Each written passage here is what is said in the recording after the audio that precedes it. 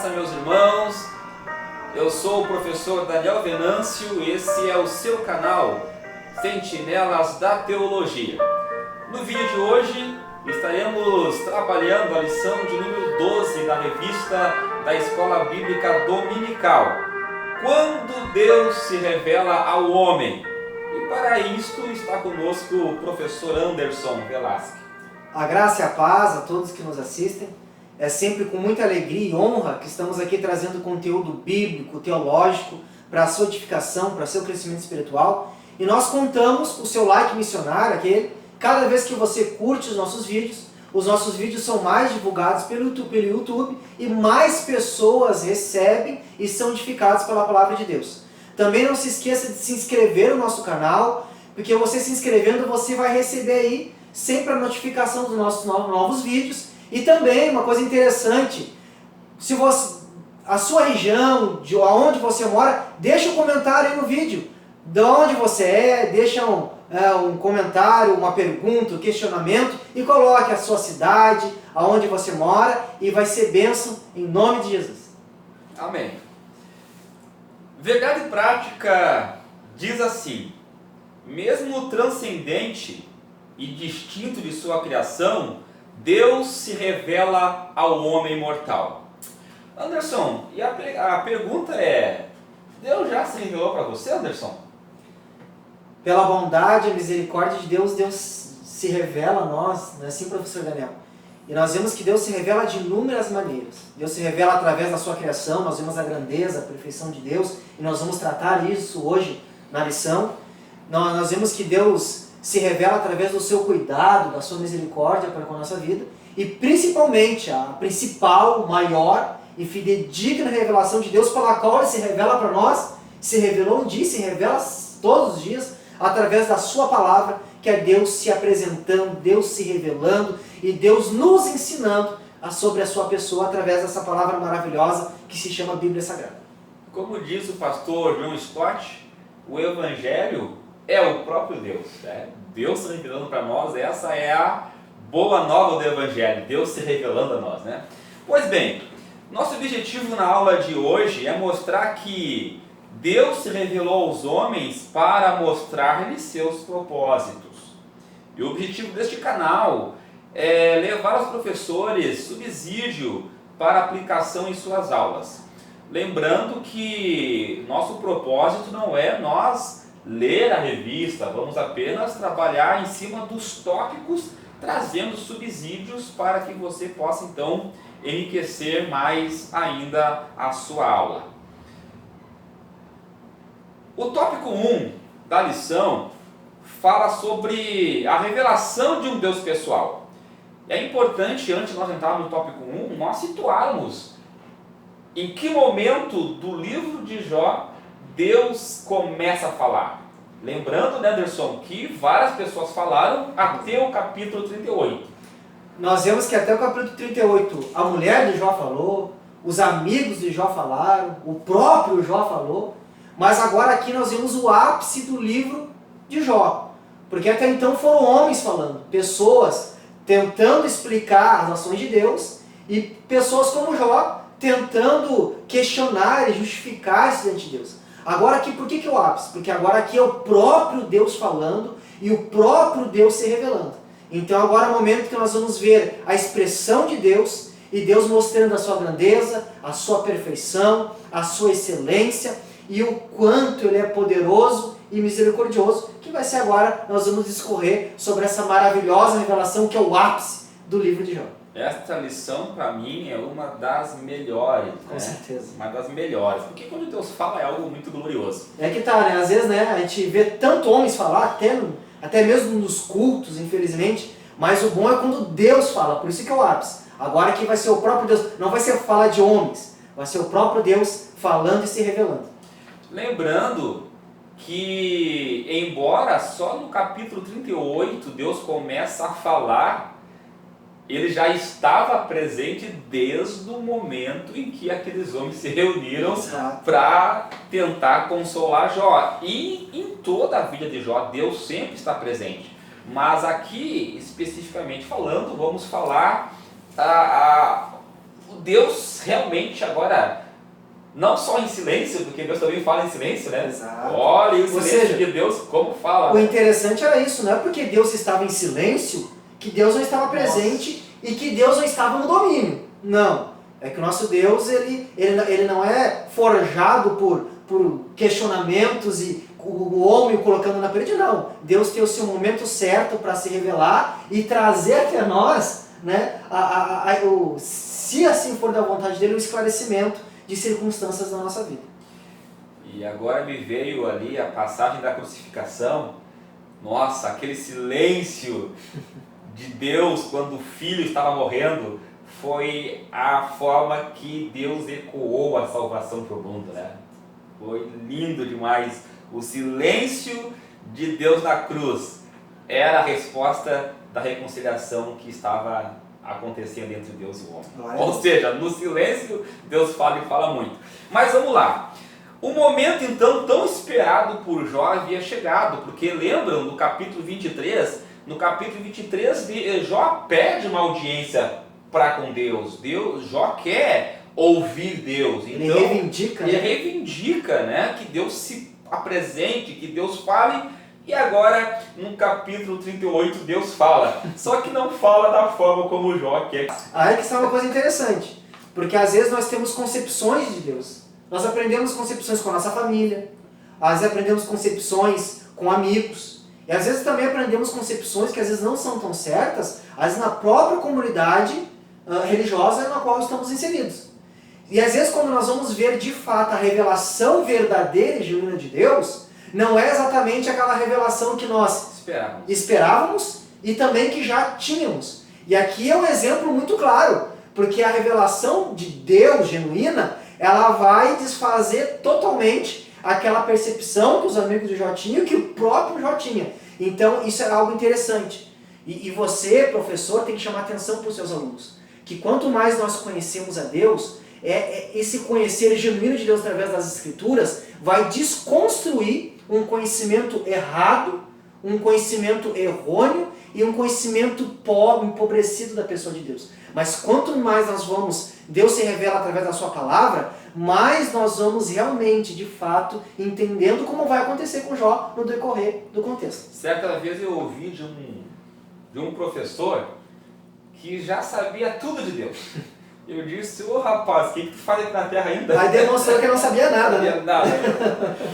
Bom lá então, o tópico 1 fala a respeito da revelação de um Deus pessoal. Então olha só que maravilha. Quando Deus se revela a Jó, Deus já se revela a Jó como um Deus pessoal. Ou seja, como um Deus que fala, como um Deus que se manifesta, né, como um Deus justo, ou que forma gloriosa, né? E é importante lembrar que a forma como Deus se revela, como um Deus pessoal, é uma forma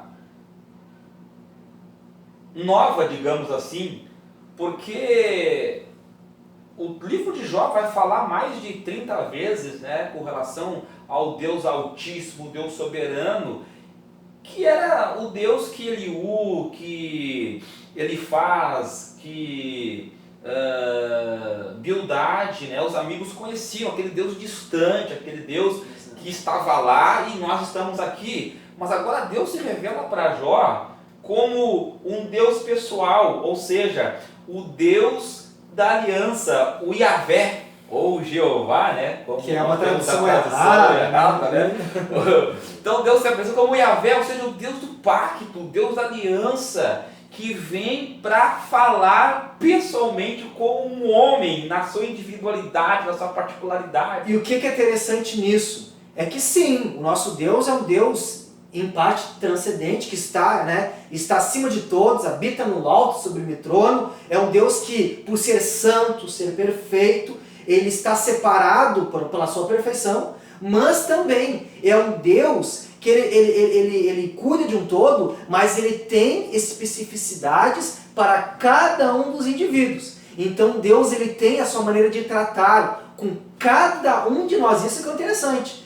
Deus não é um Deus que faz acepção, não. Ele é um Deus que ele conhece cuida. Tão presente, tão pessoal e que fala conosco. E Deus fala de várias formas, né? Como nós comentamos no final, Deus fala de várias formas. E Deus é tão pessoal, irmãos, que quando Ele fala, Ele não fala de forma genérica, não, Ele fala e direciona para quem assim só fala. Foi assim lá na criação, né? Na criação Deus disse, haja, e houve. Ali começa toda a criação no capítulo 1 de Gênesis. Lá no capítulo 3, Deus vai lá e fala com Adão. Adão, onde estás, Adão? Lá em Gênesis ainda, Deus vai chamar Noé. Né? Noé. Depois Abraão. E se revela o propósito dele para Noé. Fala com Abraão, fala com... Ou seja, nosso Deus é um Deus pessoal, que aqui ele vem de uma forma teofânica, né? Através do redemoinho, para falar com Jó.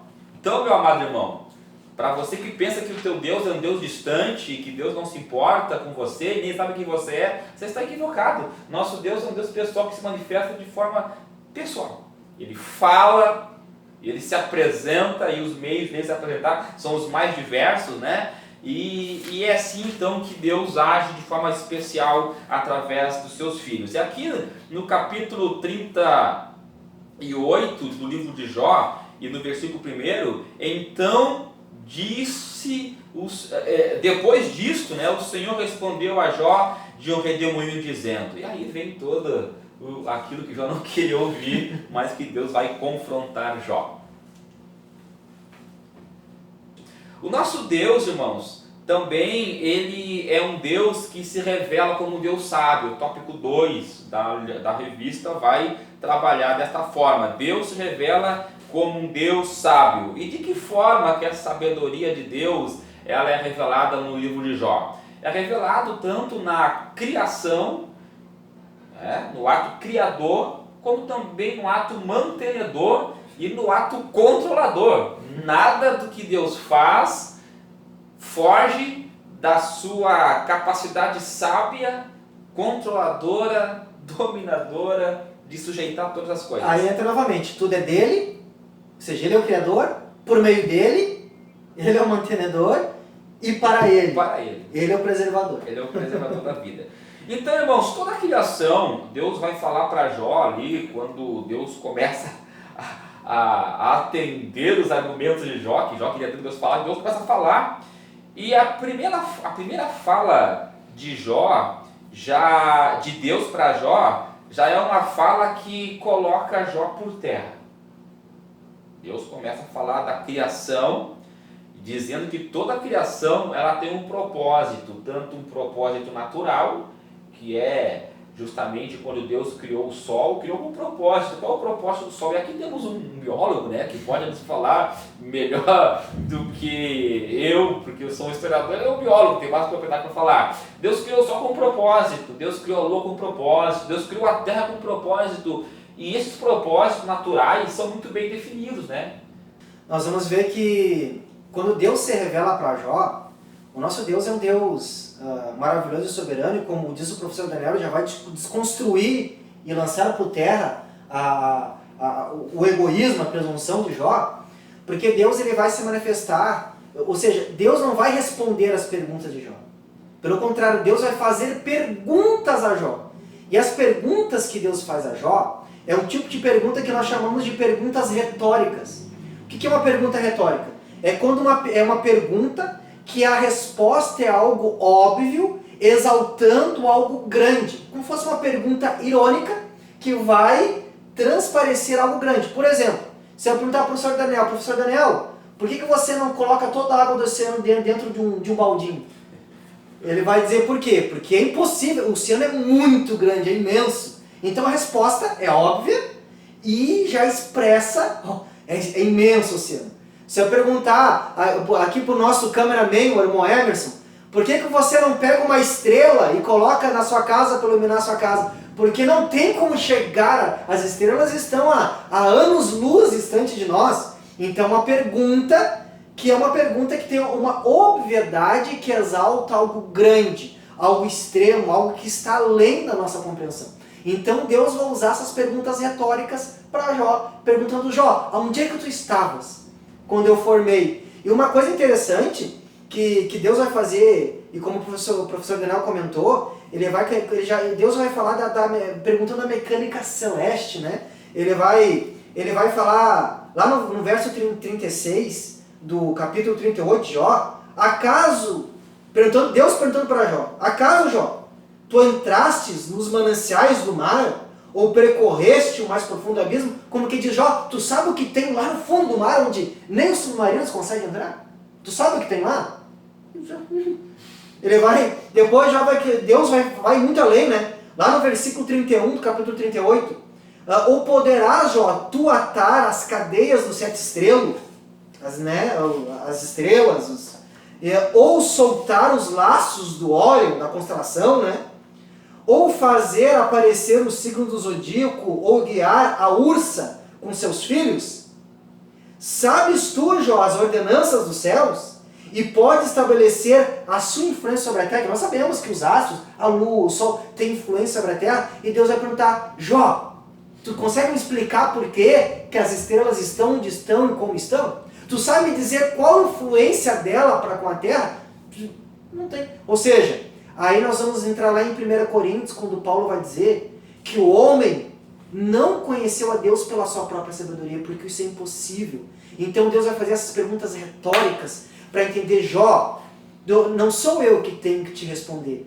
Sabe por quê? Porque tu não conhece os meus desígnios. São muito assim. Como que alguém que não sabe nem explicar algo que eu criei vai tentar compreender e pedir resposta das coisas que eu faço? Não tem como, mostrando que Jó jamais compreenderia os desígnios de Deus, mas sim que Deus era perfeito e grande, porque fazia as coisas grandes, altas, profundas e perfeitas. Então, em todas as circunstâncias da vida, eu devo pensar nisso. O mesmo Deus que botou o firmamento, as estrelas, o sol, é o mesmo Deus que está cuidando da minha vida. Então, eu não posso questionar. Lembrando, Anderson, que o que está em discussão aqui é Deus quebrando a lógica de justiça própria que Jó tinha.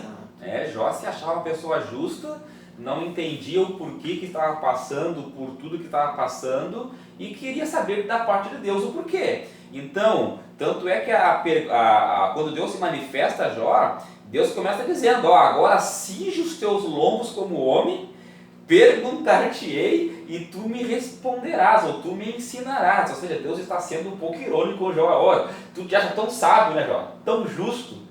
Então agora vem cá, eu vou te perguntar e quero que tu me ensine. Aí, irmãos, Paulo escrevendo sua carta aos Romanos, capítulo 9 e versículo 20, olha o que Paulo vai dizer: quem és tu, ó homem? Aqui Paulo falando da sabedoria de Deus. Quem és tu, ó homem, para discutires com Deus? Porventura pode o objeto perguntar a quem o fez: por que me fizeste assim?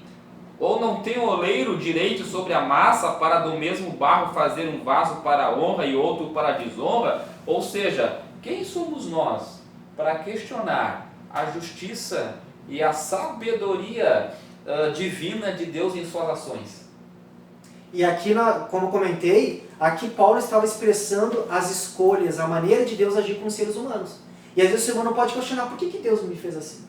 Por que Deus me fez pobre? Por que Deus me colocou? Ou por que Deus, me escolheu para ser um salvo? Aí Paulo vai dizer assim: quem é tu, homem, para questionar Deus? Se Deus quis fazer isso, aquilo, Ele é o oleiro, Ele que faz, como o oleiro faz, pega do mesmo barro e faz vários tipos de vasos, e assim é Deus, porque Ele é Senhor e dono de tudo. Aí que está a importância, professor Daniel, que entra na revista que o autor vai comentar, a necessidade de conhecermos melhor a Deus.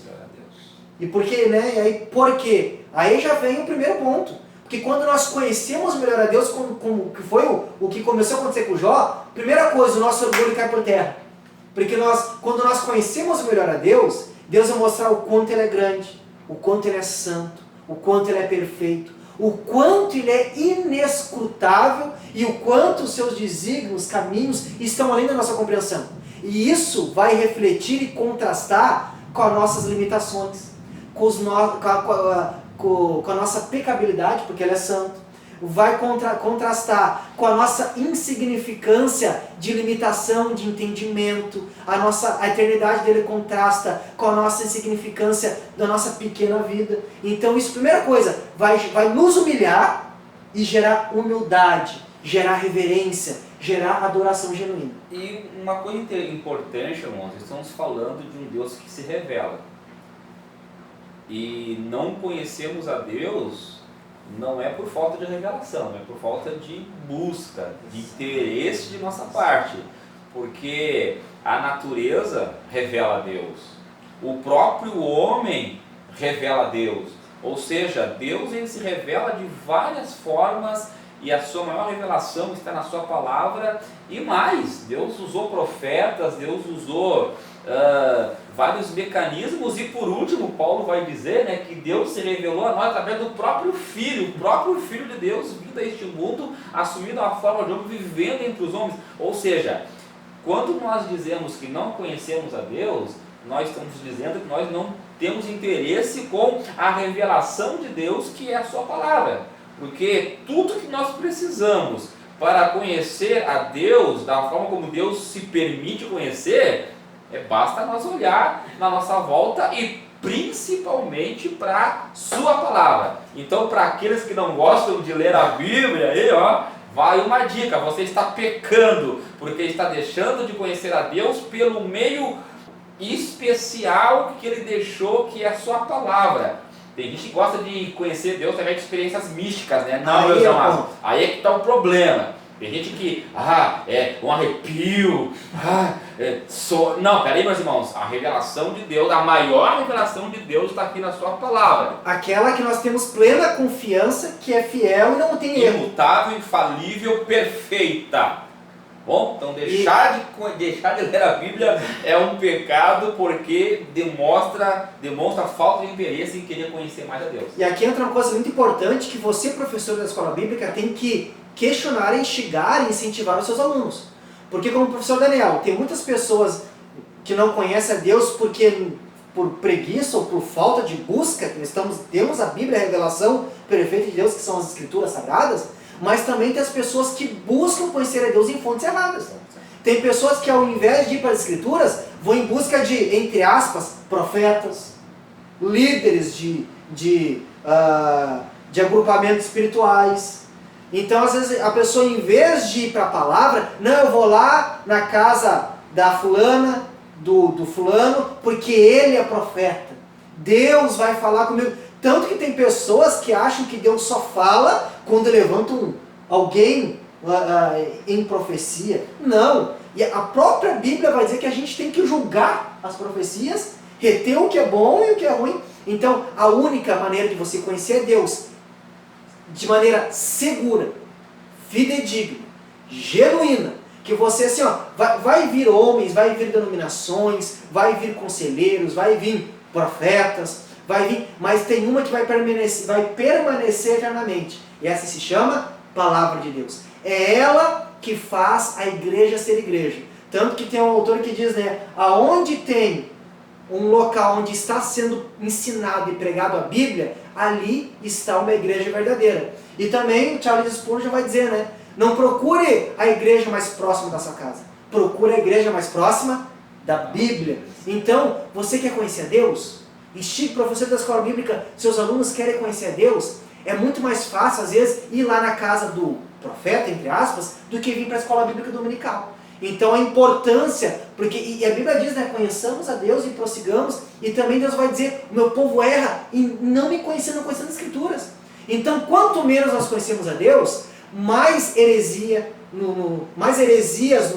nos levam, mais enganados nós somos, mais o culto também é errado, porque quando nós conhecemos a Deus de fato, professor Daniel, a gente teme a Deus, o conhecimento de Deus gera temor, o conhecimento de Deus gera reverência, o conhecimento de Deus gera respeito, e vai ser o que vai gerar em Jó, porque Jó vai vir presunçoso. Não, Senhor, o Senhor tem que me dar uma explicação. E aí a revelação de Deus vai fazer Jó cair com seu rosto por terra, dizendo, Deus, esquece tudo que eu falei, porque quem sou eu? O Senhor é grande demais, eu jamais vou compreender. Então o culto tem reverência. É por isso que nós vemos tanto culto aí bagunçado, que as pessoas porque não conhece o Deus que estão adorando.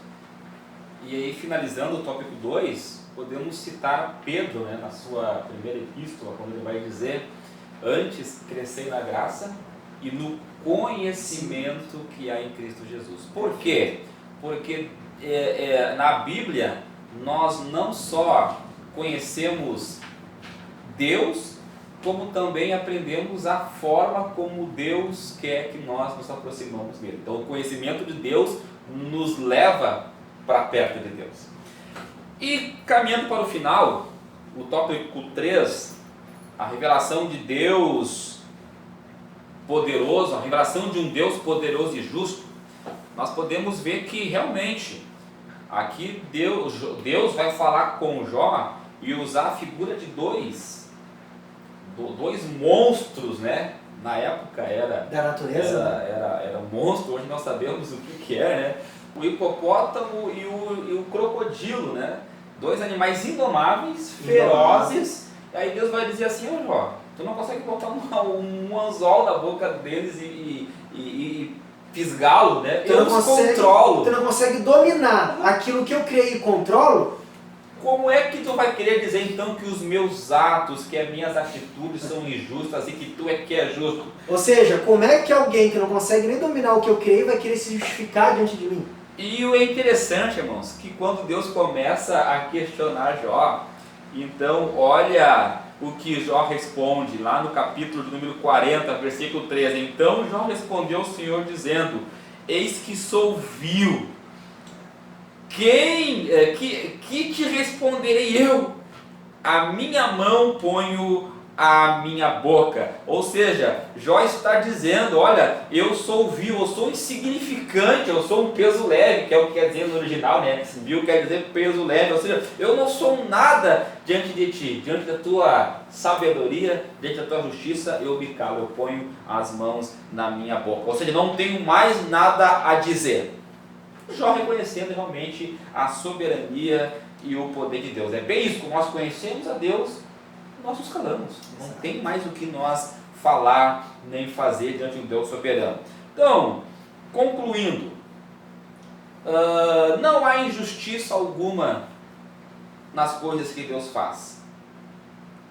Podemos perguntar assim: Deus foi injusto ao enviar seu filho para morrer na cruz por pecadores? Não, porque a cruz revela a justiça de Deus.